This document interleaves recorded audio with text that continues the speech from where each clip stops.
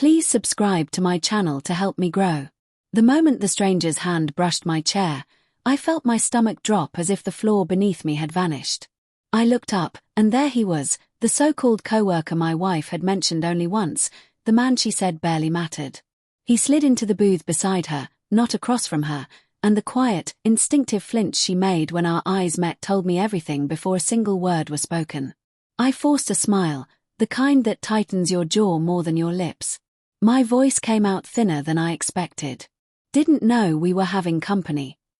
My wife, Mara, tucked a strand of hair behind her ear.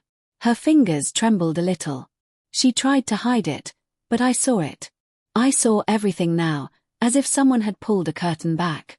He was nearby. I invited him to join us. It was last minute. Last minute was a weak lie. I could feel it in the way she angled her body toward him as if they had rehearsed this dynamic without speaking.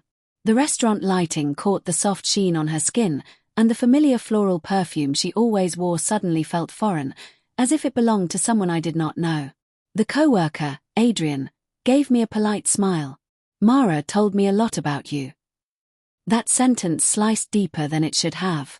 She barely talked about me even to friends. I studied him, the quiet confidence, the way his eyes flicked to her before he said anything, the comfortable ease they shared. A rhythm I had never felt with her, not even during our best years.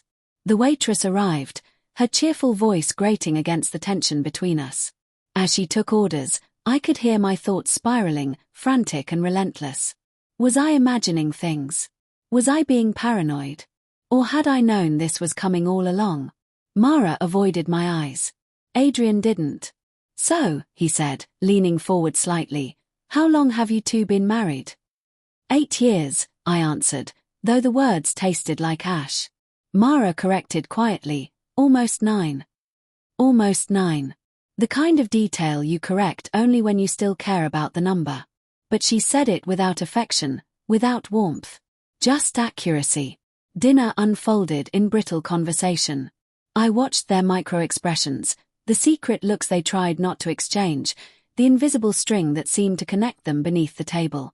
Every subtle sign I had brushed off for months suddenly aligned into one unforgiving truth.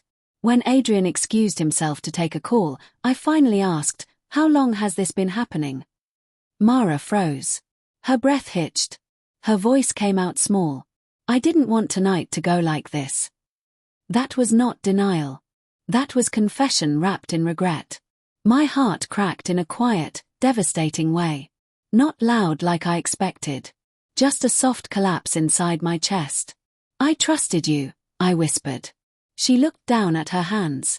I trusted myself too. The honesty stunned me. It wasn't cruelty. It wasn't blame. It was guilt. Real guilt. The kind that comes after crossing lines you swore you never would. Before I could respond, Adrian returned. His eyes shifted between us, reading the emotional wreckage he had walked back into. Mara, he said softly, I think you should tell him. That was the moment everything crystallized. Not because of what he said, but how naturally he said it, as if they had discussed this night, rehearsed the unraveling of our marriage. I stood up. The air felt too heavy to breathe. Tell him whatever you want. I'm done being part of this triangle. The look on Mara's face was not relief, not anger, but a heartbroken understanding that I was truly leaving. That this was the moment she finally lost me completely. And as I walked out, stepping into the cold night, I felt something unexpected. Pain, yes. But also clarity. A painful, liberating clarity that I had survived the truth.